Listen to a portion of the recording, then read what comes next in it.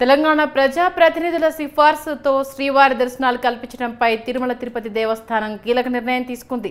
TG ప్రజాప్రతినిధుల సిఫార్సు లేఖలతో స్వామివారి దర్శనం ఈ నెల 24 నుంచి అమలు చేయబోతున్నట్లు ప్రకటించింది. ఏపీ సీఎం చంద్రబాబు నాయుడు ఆదేశాల మేరకు ఈ నిర్ణయం తీసుకుంటున్నట్లు టీటీడీ తెలిపింది. వీఐపీ బ్రేక్ దర్శనాలు, సోమవారం, మంగళవారం 300 దర్శనం టికెట్లకు సంబంధించి సిఫార్సు లేఖలను బుధ, గురువారాల్లో మాత్రమే స్వీకరించబోతున్నట్లుగా తెలియజేశారు.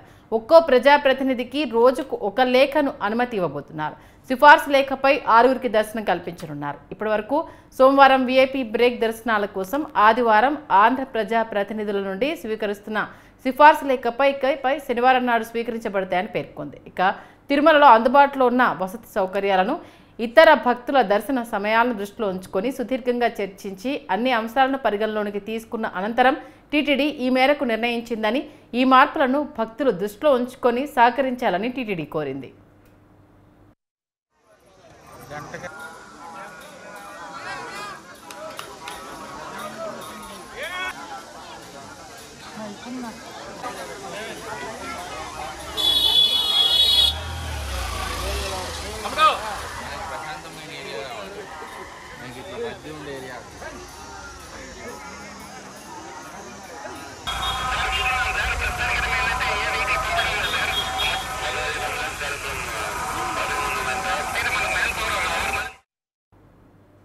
ఇక తెలంగాణ ప్రజాప్రతినిధుల సిఫార్సు లేఖలను పరిగణలోనికి తీసుకోకపోవడంపై 2 రోజుల క్రితం తెలంగాణ బీజేపీ ఎంపీ రఘునందన్ రావు అసంతృప్తి వ్యక్తం చేశారు.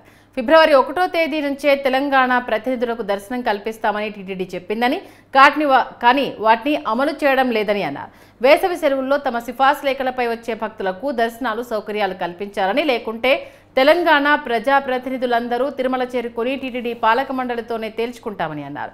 ఇక రఘునందన్ రావు ఈ వ్యాఖ్యలు చేసిన రోజుల వ్యవధిలోనే ఈ నెల 24 నుంచి ఇక సిఫార్సు లేఖలపై దర్శనాలు కల్పిస్తామని టీడీపీ ప్రకటించింది.